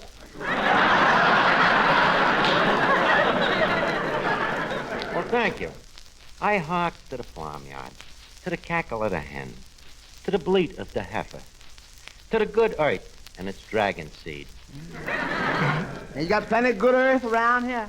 Yeah, but where, Eddie? On the top of the bar, on the top of the table, just topsoil. I'm talking about the real thing, to get away from it all and go out and commute with nature in the raw. Don't you think you should at least wear a pair of overalls? Eddie, please. Yeah, I guess I'm a bumpkin at heart, Eddie. Even when I was a kid, I was in love with nature in all her various shapes. Of course, as I grew older, the shapes I was in love with became more various. I always remember as a kid, as a barefooty boy, you know, I'd sit in my backyard for hours watching the sun sink slowly to rest behind me father's underwear, hanging on a wash line, you know. On clear nights, I'd gaze up towards the sky and count the thousands of twinkling little lights on Chinley's chop suey sign. Yeah, my little heart filled with the wonder of it all. And your little nose filled with new moon carbon monoxide. In fact, one of the happiest moments of my life was when I became a member of the 3rd Avenue Woodcraft Cadets. 3rd Avenue Woodcraft Cadets? Yeah, that was a group that couldn't pass the physical to get into the Boy Scouts. Yeah, them was the days. We used to go tramping in the woods, hunting and fishing. Every Sunday morning, our leader would gather us all together and say, well, cadets, it's time for our tramp. Hello, Finnegan. I was telling Eddie here about the 3rd Avenue Woodcraft Cadets. Finnegan here was a member. Right, Finnegan? Right. I think of the cadets every spring when I get me head shaved. How come? Well, Arch, it still shows where you carved the emblem in me head. Yeah, well, I'm sorry about that, Finnegan, but I still swear I thought it was a rock. Well, serves me right for being such a sound sleeper. Boy, what days. Remember the signals, Finnegan? Oh, like a ton of bricks. Quick, name your troop and give the high sign. Philadelphia, hip hooray, hail Woodcraft Cadets. Right, fish patrol, splash, splash, splash. Name your patrol and give the high sign. Indian patrol.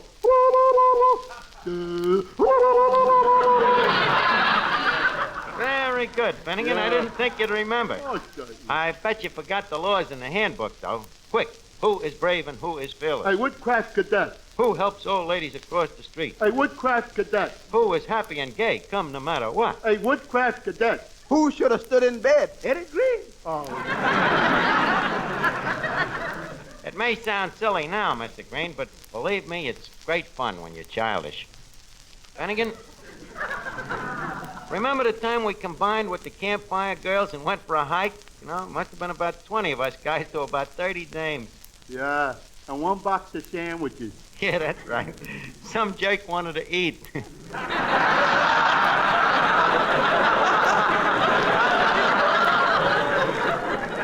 What do you mean, jerk? I was hungry.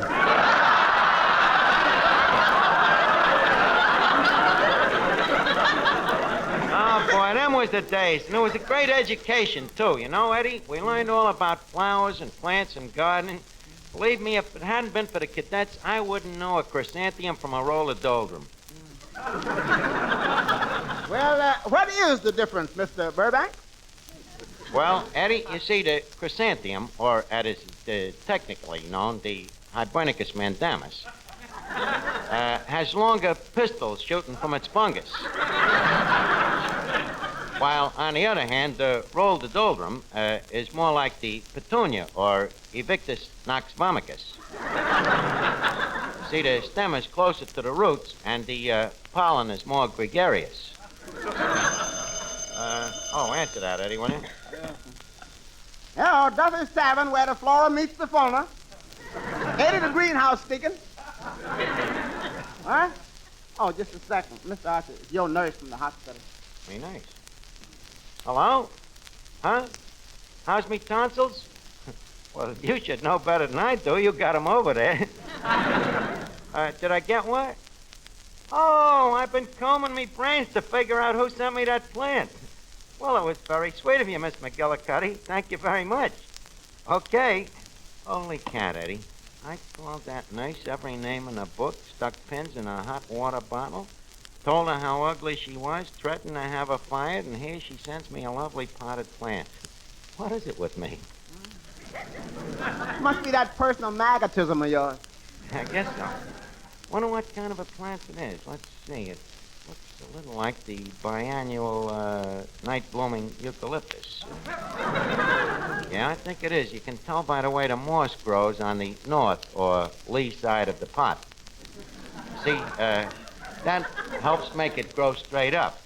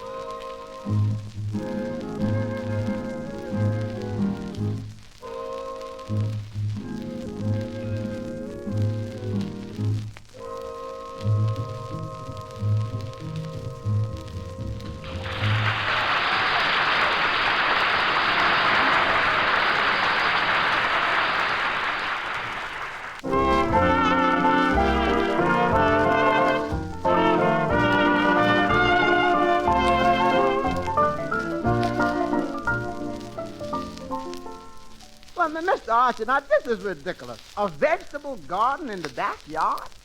Why not? Oh, because it's covered with tin cans, broken glass, old shoes, egg crates, garbage cans, old rags, bedposts, iron gates, and Moriarty sleeping one off. But, Eddie, somewhere underneath all of that junk is good dirt, old Mother Earth. We could grow radishes, turnips, succotash, mangoes, beets. Yeah, I think you got beets in your belfry. Look, in the first place, even if you got all that junk out of there, which will be very difficult, Yeah, and there is earth under it, which I doubt, go ahead. and the earth is suitable for planting, which it wouldn't be, Possible. how many vegetables could you plant in 10 square feet of dirt, which probably won't be any good after you dug it out from under that ton of junk that'll be too tough to move anyhow? You got yourself into this. Let me see you get yourself out. Then, Mr. Archie, the whole thing is impossible. Eddie, it is not impossible to a man with a dirt mind. It can all be taken care of with modern methods of soil erosion. Why, there would be a fortune in that garden. I'll bet you I could make a deal with Carucci, the fruit peddler, and sell him all his vegetables. Hey, that's an idea, Eddie. Go over to Carucci's store and tell him I want to see him, will you? Hi, Oh, Finnegan, just the man I'm looking for. Finnegan, how would you like to have some great fun? Doing what? Well, in the backyard, there's a nice big pile of junk. Think how much fun a guy could have throwing it into a wheelbarrow and carting it to the dumps. Don't that sound exciting? Oh, Felly. What's your job worth? Oh, say $50. I'll give you a quarter and not a penny more.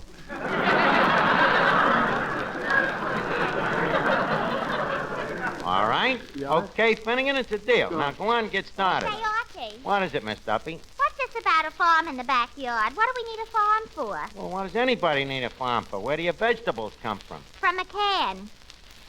But where did they come from before that? From the grocery store. But where does the grocery store get them? From the wholesaler. And where does the wholesaler get them from? From the canning factory. Miss Duffy, are you sure that there ain't a farm in there someplace? Archie, I think it's a very crazy idea, and I'm going to tell that to Papa. Look, Miss Duffy, look at it this way. If we have a farm here at the tavern, it makes your old man a farmer, which in turn makes you a farmer's daughter.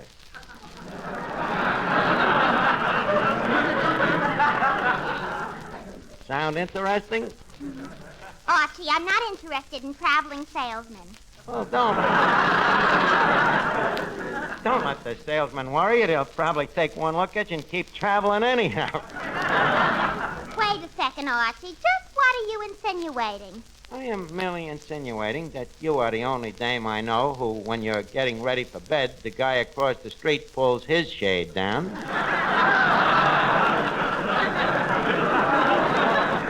Well, that settles it. Now I'm really going to tell Papa that you're wasting his time. Now, wait, Miss Duffy, I was only kidding. Just think about it. A farm could be a very romantic place. You know, a boy and a girl running barefooted through a bed of asparagus. You know the old expression, even dames with wigs can become a missus in your cabbage patch. Archie, I don't need a cabbage patch. If I put my mind to it, I could become a missus very easily. Well, the rumor is, Miss Duffy, that very few men would marry you. Well, very few would be enough. Think it over, wise guy. Hi, on. Oh, have you got the yard cleaned up yet? Half of it. What about the other half? Well, that'll take more time. That's where I put the stuff I cleaned up from the first half. Maybe you better go back and try it left-handed. Maybe you'll come out even, Finnegan. Okay, okay.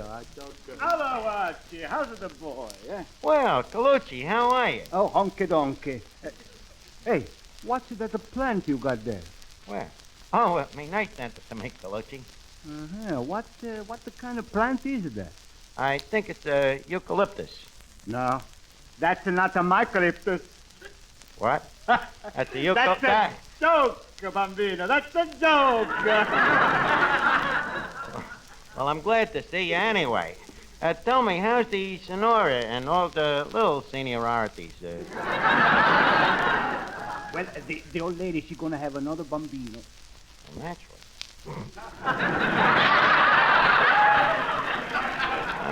How many Bambinos you got now, Colucci? Well, let me see. There's Teresa, Maria, Antonetta, Carmelita, Lucia, Filomena, Grazia, Lucrezia. Look, Colucci, it's getting late. Just give me a rough estimate.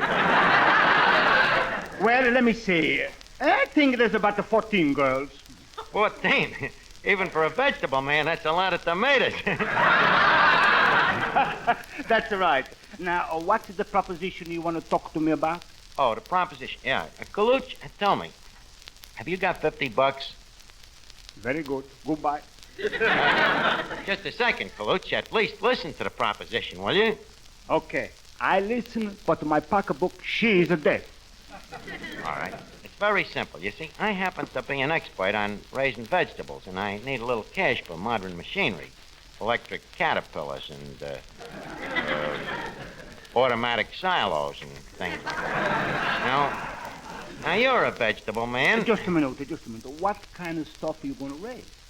Well, what do you make the most profit on? Well, grapefruit, pineapple, oranges. Just what I was thinking of raising. Oranges. Colucci, how would you like to be the first guy to sell an orange that is both seedless and skinless? With a built-in rind. And no navel.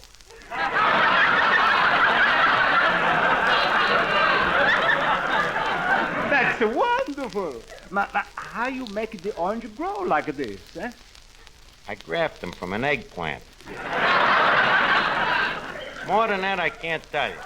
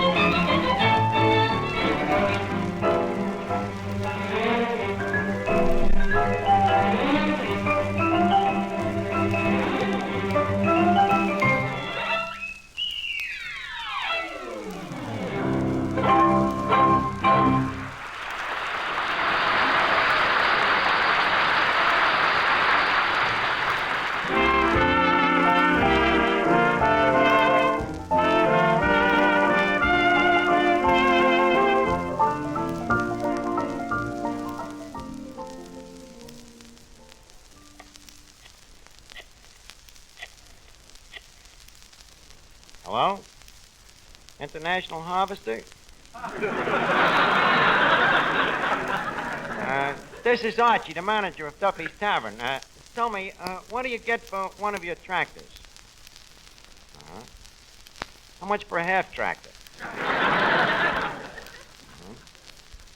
Quarter tractor? What have you got in a wheelbarrow? Hello? Somebody ought to tell them guys that the war is over and the cavalry has discharged a lot of horses that are now looking for jobs. Let's see, what else there is for me to check up on? Hi, Art. Oh, yeah, Finnegan, did you clean up the other half of the yard? No, I ran into a little trouble. You see, I took the stuff from the first half and put it back on the second half. Yeah, I know. Well, then I took the stuff from the second half and put it back on the first half. Well, Finnegan, in that case, you got all of the junk back the way it was. Oh, I thought it looked familiar. Finnegan, sometimes I think your mother would have been better off if you had delivered the store. Now get back there, Cadet Finnegan, and try it again. Okay, Art. Finnegan do you? Hooray! Hey, which class is that? Woo-hoo! Kyle.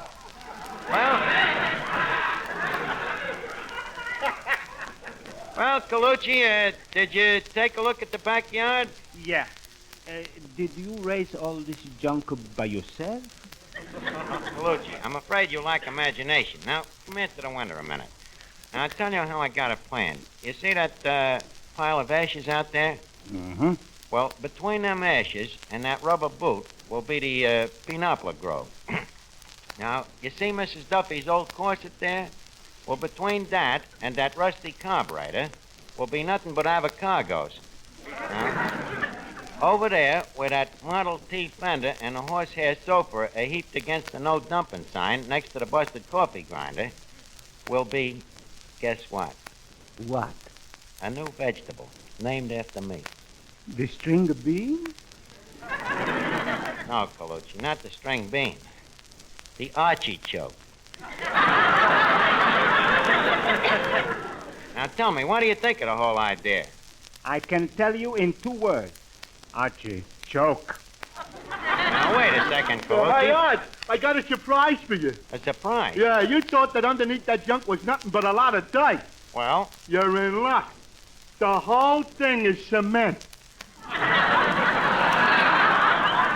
Well, look like the man has blown his top, Sawyer.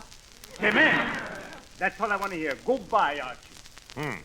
Well, guess that ends that. I guess I gotta start all over again. Eddie, hand me that potted eucalyptus plant. Not me. No, I ain't touching that plant. Why not? Well, I had a hunch about that plant, so I looked it up. You know what that eucalyptus turned out to be? What? Only toxicodendron hedera. In other words, poison ivy. Eddie, don't be silly. That nurse was nuts about me. Besides, I know poison ivy when I see it. Eddie, would you mind scratching me back? If that is poison ivy, Eddie, I'll eat your hat in Macy's window.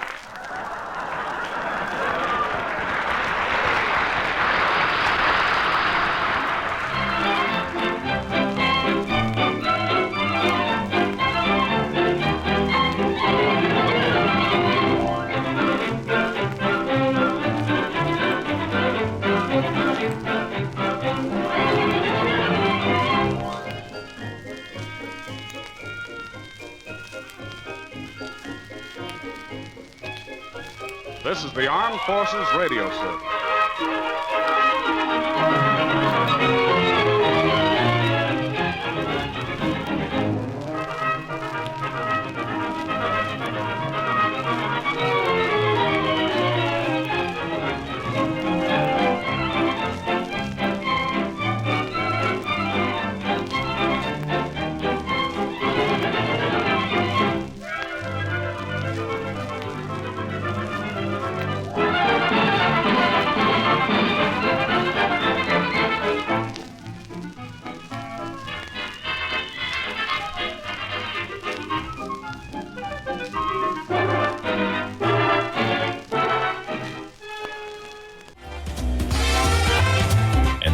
was Duffy's Tavern with the episode Archie the Horticulturist, originally aired on March 1st, 1946.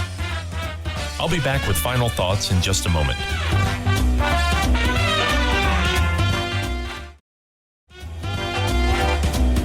Welcome back to Classic Radio Rewind. Thank you for tuning in to another thrilling episode of the Classic Radio Rewind podcast. We hope you enjoyed the journey back in time to the golden age of radio, where stories came alive through the magic of sound. Before we sign off, we'd like to remind you that you can catch more of these timeless classics on the WOTR Radio Network. Our network includes 4 fantastic stations: Old Time Radio USA, Suspense Radio USA, Crime Time Radio USA, and Nightmare Radio USA. Each station is dedicated to bringing you the best in old-time radio entertainment 24/7. To listen to any of these stations, simply visit our website or download our mobile app from your favorite app store. You can also find us on popular streaming platforms like TuneIn, Alexa Skills, and Radio.com, and many others. Thank you for being a part of our radio family. Until next time, keep those dials tuned to the WOTR Radio Network, where the past comes alive. For Classic Radio Rewind and the WOTR Radio Network, this is Barry Slinker saying goodbye for now. Classic Radio Rewind is a production of the WOTR Radio Network. For more Classic Radio Rewind and to listen to any of the WOTR Radio Network stations, go to www.wotrradionetwork.com.